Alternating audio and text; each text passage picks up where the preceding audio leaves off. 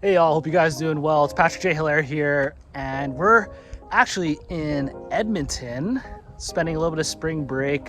I'm out here visiting my girlfriend who lives here, and also spending some time catching up on some bookkeeping and getting my taxes ready, because it is tax season for all the Canadians. You want to make sure you get that in before the end of April. But today we're going to be talking about a little bit of the mindset and how I've developed my mindset, which has basically helped me from starting as just a worker in McDonald's to eventually becoming a full-on real estate investor. So hope you guys get some value today. Make sure you get a piece of paper and a pen, and there'll be a lot of value offered in this video of just essentially how I've transformed my mindset from a broke mindset into one of abundance. In my book, How to Never Be Broke Again, I actually talked about the first principle. The whole book actually includes 10 principles of how to never be broke. First one is very important because that's where everything really starts.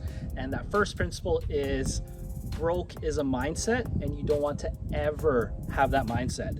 So what this really means is, what I've done is essentially almost brainwashed myself into believing that I was in abundance, and really have that belief before the bank accounts reflected that, before the assets and the real estate and the businesses reflected this. So one of the main pieces that I had to do to essentially cultivate an abundance mindset and move away from a broke mindset is to essentially start counting in thousands. Now, when I first started, I was working at McDonald's, minimum wage, and nothing against minimum wage. I actually really enjoyed that time out there because it really taught me a lot of the basics and the discipline to show up to work and really focus on building skills and not necessarily just focus on making money. By counting in thousands, now my new unit is 1,000. So if I had to buy a new laptop, well, that would cost me about 1 unit, right? Instead of 1,000 little dollars, right? So now when I look at numbers, it's always the cost per 1,000, or 1,000 is my new unit. So this really helped me become comfortable with bigger numbers because, well, if I'm trying to become a millionaire or get to $1 million in net worth, instead of it being 1 unit times 1,000,000 times, it's actually just 1,000 times another 1,000, which to me kind of helped conceptualize this idea that I'm in abundance, that my new unit isn't just 1, but it's 1,000 is the new unit. Now, walking down these stairs, trying to make sure I don't fall, but I'm going to share with you another concept I've kind of used to cultivate that abundance mindset, which is always buying assets first and paying myself first. Now, with this whole concept, really most of my money is spent on buying assets. I live a pretty frugal life. Now, when it comes to my business, that's where I spend a lot. That's where I'm making sure that I actually spend money on, let's say, good food whenever I go on business meetings.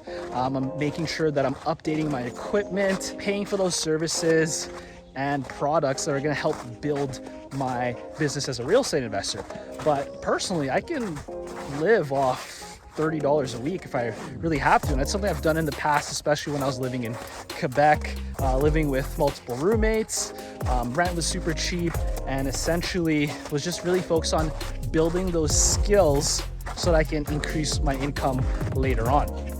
Now, again, cultivating this abundance mindset and avoiding being broke this is something I learned from Rich Dad Poor Dad, and it's to never say that I'm broke. And instead, when I want to buy something that I maybe can't afford, I just, instead of giving up and being like, oh, I can't afford it, that's it, I actually ask myself, okay, how do I afford this? How many hours do I work? How many sales do I gotta make? How many assets do I need to buy so I can buy this with passive income, or at least with income that's generated from the business or the online programs or whatever it is.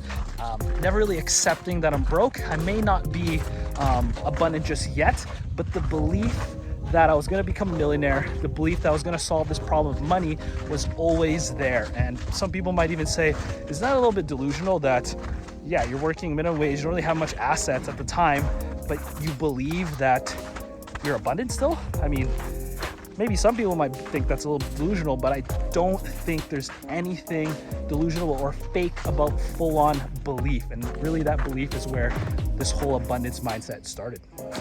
All right, so another concept that has really helped me cultivate this abundance mindset, and this is a concept I got from Ken Honda, just an investor from Japan, I believe, but it's to arigato your money, meaning to thank money for all it does, whether that means money comes in, I thank it, and money comes out, I thank it. This concept kind of related to this idea that the fiat currency money system, money's not necessarily real. It's backed by debt. It's not backed by real assets such as gold anymore. And money can be printed at any point. And if governments can do it, well, I kind of figured out that if I was going to become an investor, that I can do it as well. But with this idea that money is not necessarily real, I almost like to consider it as financial energy. So when money comes in, I'm thanking it for what it's been able to do for me, and that I can use that, kind of set my family, my bloodline ahead of time. But when money comes out and I got to pay for things, well, I thank it as well, because I know that that money is actually providing someone else's income. They're gonna be able to pay for their own families, things, wants, and needs.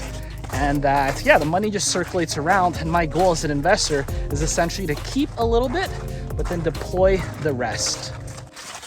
So a quick story time is whenever I travel to Edmonton, there's almost always something that breaks down, or there's some maintenance that has to be done in Winnipeg, where I do most of my investing. So before, I would actually get pretty stressed out about this. I would go on vacation, think I'm gonna have like this great peaceful time, and all of a sudden I get some text from the team and be like, hey, like got some toilets broken, got to replace a tub, replace a hot water tank, whatever it is.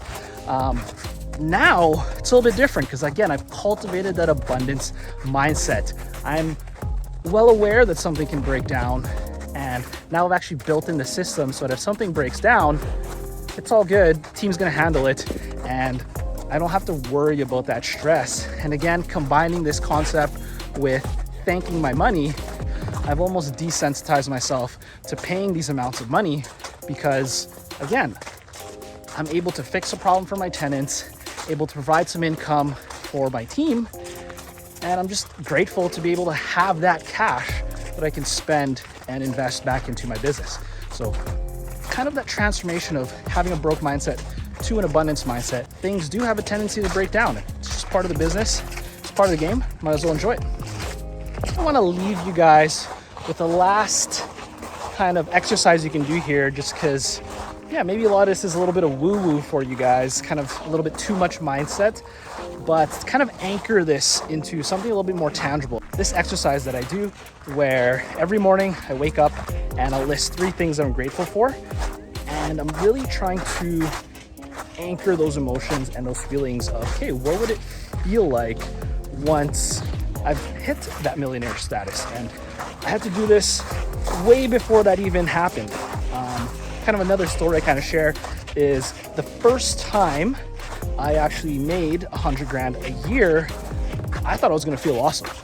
And it was actually the opposite. I felt terrified.